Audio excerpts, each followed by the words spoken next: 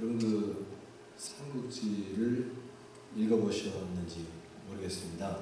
삼국지는 굉장히 많은 사람들이 읽는 아주 베스트셀러 중에 베스트셀러죠. 그 삼국지의 주인공인 유비가 천하를 통일하려고 하는데 그 천하를 통일할 때 제일 중요하게 여겼던 게 인재입니다. 인재를 얻어야만 나라 천하를 통일할 수 있다. 그래서 그 인재를 구하는 일에 가장 심혈을 기울입니다. 근데 그 당시에 이런 얘기가 있었습니다. 천하를 얻으려면 와룡과 봉추 중에 한 사람만 있으면 된다. 와룡과 봉추. 그 와룡 선생이 바로 제갈량입니다. 제갈공명이라고도 하죠. 그 당시에 최고의 어떤 지략가, 이 제갈공명을 얻기 위해서 유비가 제갈공명이 사는 초가집에 3번이나 찾아가서 거기서 유래된 게 삼고초려. 그만큼 이 뛰어난 당대의 최고의 어떤 지략가인 제갈공명을 얻으면 천하 통일하는 것도 가능하다. 그래서 한 인물의 그 중요성에 대해서 이 삼국지에 전하는 그런 지혜입니다.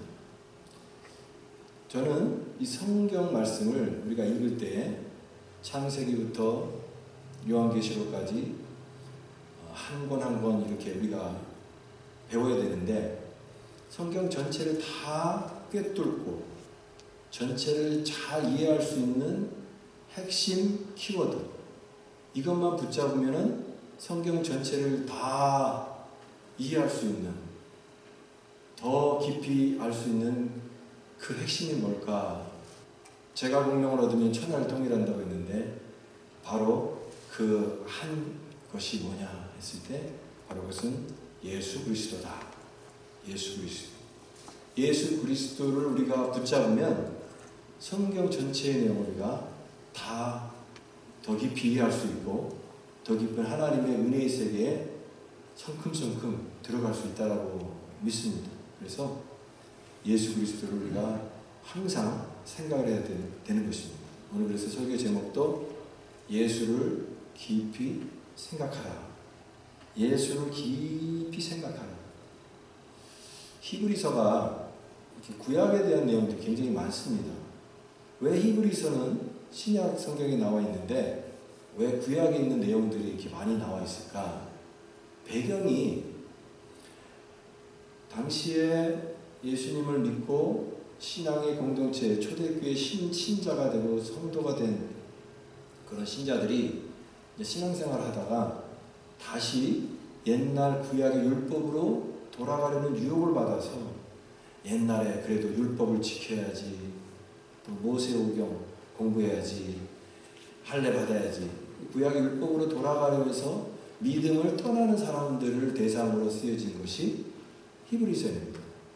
그런 배경으로. 그래서 히브리서 저자는 그런 자들에게 구약에 있는 내용들을 잘 설명하면서 구약이 왜 존재하고 그런 제사나 율법이 왜 존재하는지 아느냐?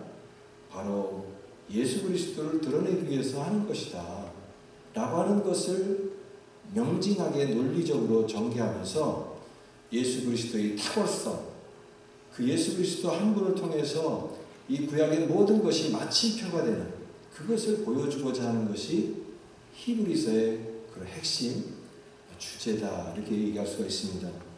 특별히 그래서 히브리서에서는 이 9장에는 그런 내용이 안 나와 있지만 이 3장에 보게 되면 예수를 깊이 생각하라 해서 다른 어떤 신앙적 주제에 천착하거나 집착하지 말고 예수 그리스도를 붙잡으라. 오늘 우리도 마찬가지입니다. 여러분이 신앙생활을 하는 모든 성도들에게 우리에게 들려지는 하나님의 음성은 예수 그리스도를 깊이 생각하라. 깊이 생각하라. 예수님 한 분만을 우리가 얻게 되면, 예수님 한 분만을 더 알게 되면, 그분 한 분만을 더 믿게 되면 우리는 더 깊은 하나님의 은혜의 세계에 깊이 들어갈 수 있는 은혜의 그 놀라운 물줄기가 활짝 열리게 되는 축복을 받을 수 있기 때문에 그렇습니다. 오늘 예수님께 관심을 가져야 돼요. 여러분 어떤 것에 관심 있습니까? 사람마다 다 관심사가 다르잖아요. 다 뭐 스마트폰에 보면 이제 자기 관심사 따라서 보는 내용 콘텐츠도 다 다르더라고요. 사람들이 뭐 돈에 관심, 주식에 관심 있고, 운동에 관심 있고, 연애에 관심 있고, 정치에 관심 있고, 여러 다양한 그런 관심사 때문에 이 세상이 관심거리에 두는 것에 집중하다 보면은 이 정신이 거기에 다 팔려서 정작 우리가 예수님과 함께 보내는 시간, 예수님을 묵상하고 예수님을 바라보고 말씀을 묵상해야 되는데 그 시간보다는 다른 것에 너무나 집중하는 그런 시간이 참 많다라고 하는 생각이 듭니다. 그런데 오늘 히브리서는 예수를 깊이 생각하라. 예수를 항상 생각하라. 그렇게 우리에게 권면하고 있습니다. 매 순간순간 생각하고 예수님 바라보고, 신앙생활은 예수님 바라보는 거잖아요. 교회 와서 뭐 제 얼굴을 보겠습니까? 옆에 있는 사람들 얼굴 보면서 예배 드리겠습니까? 예배 드릴 때는 우리가 하나님 바라보는 거잖아요. 십자가에 높이 들리신 예수 그리스도를 우리가 만나고 돌아가야 되는 것입니다. 하나님의 음성을 듣고 돌아가야 되는 것입니다. 마당말만 받고 돌아가는 그런 자가 되어서는 안 되고 하나님과의 인격적인 그 만남, 이 터치. 그래서 우리 심령 깊은 곳에 울리는 그 떨림과 울림을 가지고 우리가 신앙생활하면 얼마나 우리가 힘있게 또 능력있게 살아갈 수가 있겠습니까? 그래서 하나님과의 만남 중요합니다. 특히 우리가 구약성경을 읽을 때 구약성경을 오늘 이 히브리서도 마찬가지지만 구약성경을 읽을 때 이 제사, 율법 이런 말씀들이 굉장히 많이 나오잖아요. 여러분 성경을 1도 가셨습니까? 몇 도 가셨는 10도 가시고 100도 가신 분도 계시죠? 근데 성경 읽기를 내가 이제 올해는 시간 지쳐야 되겠다 해서 성경 읽다가 우리가 창세기, 출애굽기, 레위기 가면 레위기부터 어렵잖아요. 제사가 막 나오고 용어들이 되게 생소하고 낯선데 그것이 우리가 성경을 계속 읽어나가는데 굉장히 또 어려운 고비입니다. 그래서 우리가 이런 구약 성경을 읽으면서 첫 번째 느끼는 감정이 이게 좀 생소하다. 지금 오늘날 우리가 제사 드리거나 그러진 않잖아요. 근데 제사 용어들이 계속 나오니까 이 용어들 자체가 생소하고 거기서 나오는 표현과 언어들이, 용어들이 굉장히 생소한 느낌이 듭니다. 두 번째는 뭐냐면 이게 오늘날 현대를 살아가는 나에게 무슨 의미가 있는가, 이게 잘 와닿지가 않는 겁니다. 그래서 구약에 있는 말씀들이 하나님의 말씀인 줄 알겠는데 이것을 나랑 상관이 있는가, 나랑 어떤 연관성이 있는가를 찾아내는 것은 또 굉장히 어렵게 느껴져서, 그래서 구약 성경을 읽을 때 이런 어떤 진입장벽이라고 할까, 이해하기 힘든 그런 부분들이 많은 것이 사실입니다. 그런데 그 예수 그리스도를 우리가 깊이 이해하게 되면요, 성경의 전체 내용이 쫙 이해가 되는 겁니다. 우리 새벽 예배 때는 지금 요한계시록을 하고 있거든요. 요한계시록을 한 장 한 장 해나가고 있는데, 이제 요한계시록이 처음에는 이제 쉽게 느껴져요. 그런데 6장부터 넘어가서는 이런 환상들이 나오고 재앙들이 나옵니다. 우리 한국 교회 안에서 요한계시록은 굉장히 어려운 책 이렇게 이해하잖아요.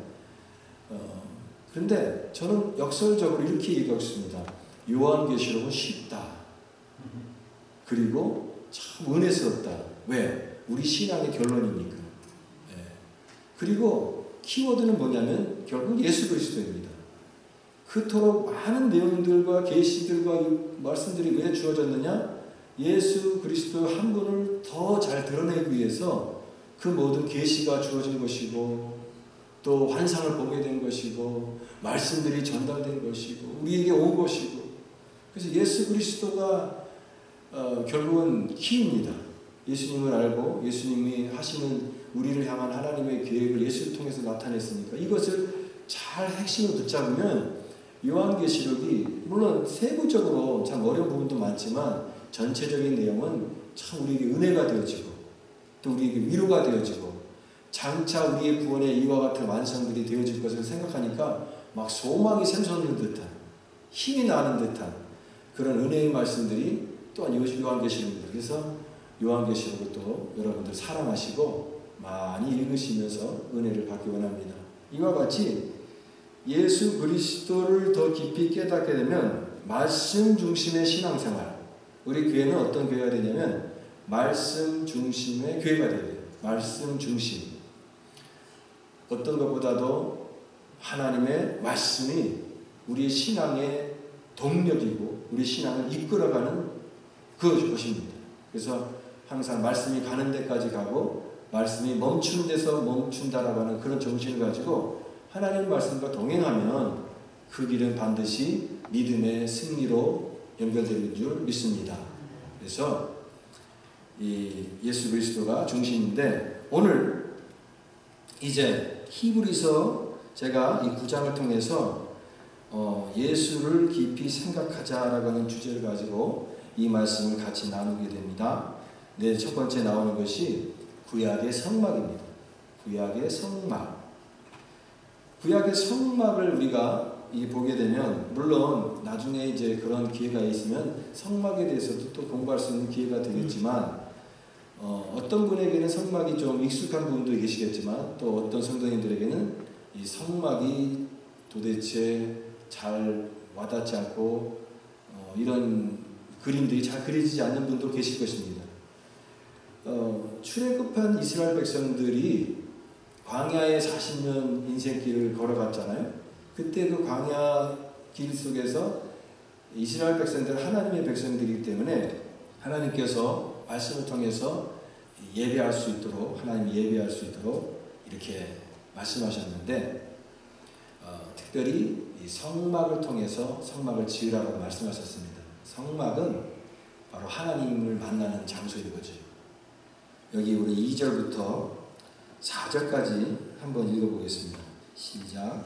예비한 첫 장막이 있고 그 안에 등잔대와 상과 진설병이 있으니 이는 성소라 일컫고 또 둘째 휘장 뒤에 있는 장막을 지성소라 일컫나니 금향로와 사면을 금으로 싼 언약궤가 있고 그 안에 만나를 담은 금 항아리와 아론의 쌍난 지팡이와 언약의 돌판들이 있고 그랬습니다.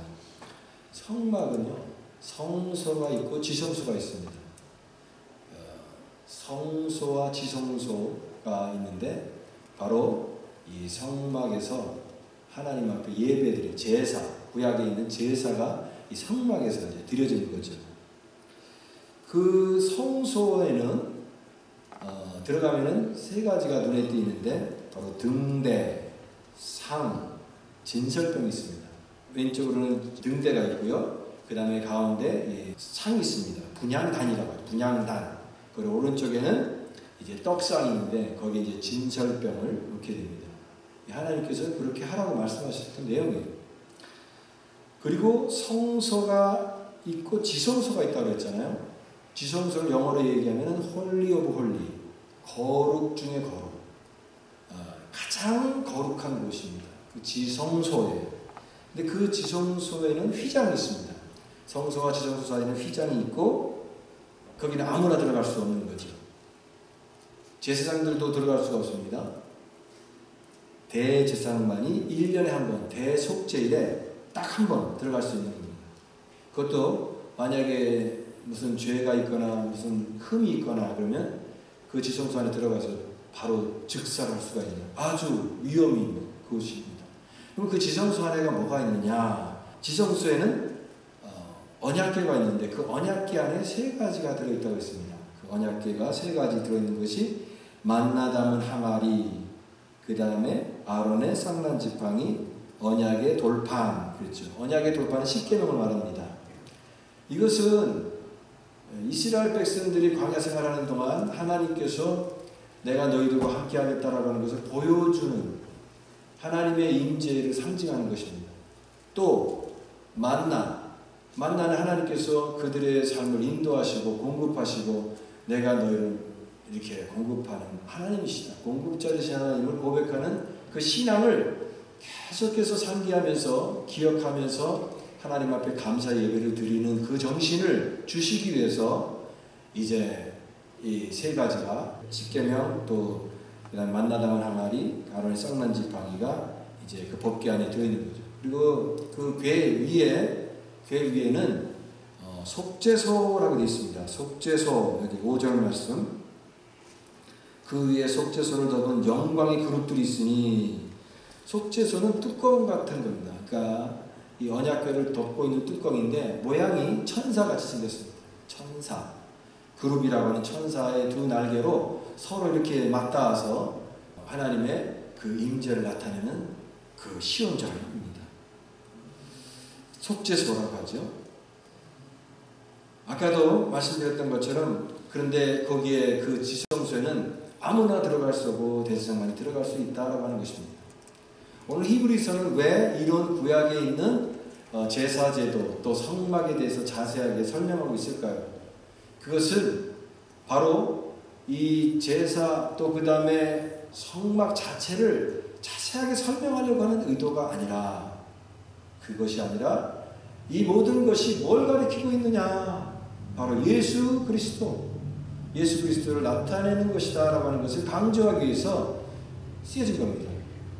왜냐하면 구약을 중요시 여기고 구약에 있는 율법과 이런 제도들을 중요시하는 그런 신앙으로 돌아가는 사람들에게 그게 아니다, 그걸 너무나 깊이 할 필요가 없다, 그것은 일시적인 것이고 정작 가장 중요한 본질은 그것을 통해서 보여주시는 예수 그리스도를 나타내기 위한 것인데, 그것을 놔두고 왜 거기에 더 집착하느냐라고 하는 것이죠. 그래서 여기 5절 말씀의 끝에 이것들에 관하여는 이제 낱낱이 말할 수 없노라. 지나친 옛 율법과 제사 제도를 주목하기보다는 이 모든 것의 실체이신 그리스도를 바라보고 그분에 대한 믿음을 갖는 것이 더 우선적이고 중요한 것이기 때문에 여기서 낱낱이 말할 수 없노라 이렇게 얘기하고 있습니다. 여러분, 구약의 제사는요 불완전한 것이에요. 아까도 말씀드렸던 것처럼 대제사장이 1년에 한 번 들어갈 수 있다고 했잖아요. 대제사장은 하나님과 인간 사이의 중보 역할을 하는 자인데 사람들을 인도하고 데려가야 되는데 인도하기는커녕 자기도 1년에 한 번만 겨우 들어가니까 하나님을 만나는 것이 그렇게 제한되어 있는 거니까 이게 완전한 것입니까? 불완전한 것이라고 하는 것입니다. 불완전한 것이. 그런데 이런 불완전한 것을 예수님을 통해서 이제는 우리에게 이 길이 열려지게 되었다. 히브리서에서 말씀하잖아요. 우리가 은혜의 보좌 앞에 담대히 나간다고 그랬잖아요. 누구를 통해서? 예수 그리스도를 통해서. 그러니까 구약의 모든 이런 제사 제도라든가 이런 성막을 통해서 우리가 뭘 묵상해야 되냐면 예수 그리스도를 바라보는 것입니다. 그래서 예수 그리스도를 깊이 묵상하라. 여러분, 성경 말씀을 읽을 때 구약의 어떤 부분들 읽을 때도 거기에서 예수님을 봐야 됩니다. 다윗의 시를 읽을 때도 거기에 예수 그리스도를 만나야 됩니다. 이사야의 예언을 읽으면서도 예수 그리스도를 만나야 됩니다. 누구 말대로 성경은 어디를 찔러도 그리스도의 피가 흐른다. 멋있는 말이잖아요. 그리스도의 보혈을 증거하는, 예수 그리스도의 탁월성을 증거하는, 그분의 완전성과 마침표가 되는 이 율법이 완성되신 예수 그리스도를 드러내는 것이니까 우리가 달을 가리킬 때 손가락으로 달을 가리키잖아요. 근데 어느 누가 이 손가락에 주목하겠습니까? 손가락을 볼 수는 있죠. 그러나 정작 달을 보았으면 손가락은 필요 없습니다. 그런데 이 율법에 집착해서 율법이 어떻고 또 이런 어떤 제사제도에 집착해서 정작 중요한 예수 그리스도를 놓치고 있다면 얼마나 안타깝고 어리석은 일인가. 그리스도를 바라보라. 이제 우리가 주목하고 바라봐야 될 것은 예수님을 통해 완전하게 계시된 하나님의 계획과 목적입니다. 그리스도 안에 있는 구원의 은혜를 누리고 그 은혜의 복음을 우리가 전파하는 책임만 있다라고 하는 것이에요. 그래서 여러분, 오늘 우리 신앙생활을 하는 모든 성도들은 항상 예수님을 바라보시기 바랍니다. 예수님 따라가세요. 교회 와서 누구 쳐다보고 신앙생활 하는 게 아니라 예수님 바라보고 하는 것입니다. 예수님 열심히 닮으세요. 예수님 내가 닮아가는 것, 예수님 배워가는 것, 주님을 계속해서 묵상하는 것, 그럼으로써 우리 신앙은 성장하게 되고 주님 기뻐하시는 온전한 믿음이 되는 줄 믿습니다. 여기에 또 히브리서에서는 이 제사의 짐승의 피, 희생의 피를 통해서 그리스도의 사역을 보여주고 있습니다. 우리 12절 말씀도 한번 읽어보겠습니다. 12절 말씀 시작. 염소와 송아지의 피로 오직 자기의 피로 영원한 속죄를 이루사 단번에 성소에 들어가셨느니라. 구약의 제사를 보게 되면 이 짐승의 피가 항상 철철 흘러넘칩니다. 그 성막, 아까 그 성막을 말씀드렸는데요. 그 성막에 보면 번제단이 있잖아요. 그리고 번제단 앞에 물두멍이 있습니다. 제사장들이 동물을 가져다가 동물을 뭐 양이나 소, 또 염소 이런 짐승들을 수백 마리, 뭐 수천 마리, 그러니까 구약의 이 제사를 보면은요, 피비린내가 진동하는 거예요. 여러분 동물 한 마리 잡아보셨습니까? 동물 하나 잡는 것도 굉장히 어려운 거예요. 네. 근데 그 한 짐승을 잡아가지고 막 피를 내서 그걸 드리는 걸 한번 생각해 보세요. 그 굉장한 일이, 엄청나게 힘든 일입니다. 근데 그 짐승이 계속해서 드려진 겁니다. 피비린내가 막 진동할 수 있는. 근데 왜 짐승의 피를 드렸냐? 왜냐하면 피 흘림이 없으면 죄사함이 없느니라. 피 흘림이 없으면 죄사함이 없느니라. 그러니까 피가, 희생의 피를 통해서 하나님의 그 용서를 받는 거죠. 내가 죽어야 될 자리에 동물이 대신해서 죽음으로써 하나님 죄를 전가시켜서 이 동물의 희생을 보고 내 죄를 용서해달라고 하는 거죠. 동물을 태웠습니다. 구약의 제사가 5가지가 있는데 번제, 소제, 화목제, 속죄제, 속건제. 번제 같은 경우는 짐승을 다 태우는 거잖아요. 그럼 태우면 그 재가 남습니다. 재. 그 재를 우슬초라고 하는 식물에다가 물을 타가지고 그 재를 물을 타가지고 그 우슬초에 적셔가지고 그걸 뿌리는 겁니다.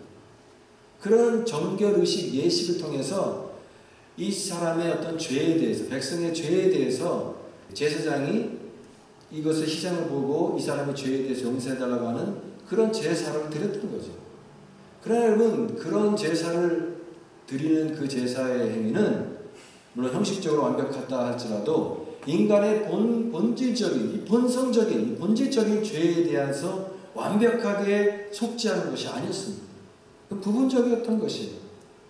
본질적인 어떤 제사가 인간의 본질적인 죄를 정결하게 할 수 없었다라고 하는 거예요. 그래서 이 한 번만 드리는 게 아니라 속죄가 매년 해마다 이루어지는 것. 바로 그것은 그 제사가 완전한 제사가 아니고 불완전한 속죄였다라고 하는 것을 나타내는 결정적 증거입니다. 그러나 이에 반해서 히브리서가 강조하는 것은 뭐냐면 예수님의 십자가, 그것이 우리를 위한 완전한 제사다. 구약에서는 동물이 죽었지만 이제 신약에 와서 예수님께서는 자신이 십자가에 죽음으로써 우리의 모든 죄악을 다 깨끗이 씻어주시고 속죄의 모든 것을 마칠 것을 있는 예수님의 사역을 강조하는 거예요. 흠없이 자기를 드린 그리스도의 피가 영원한 속죄를 이루셨습니다.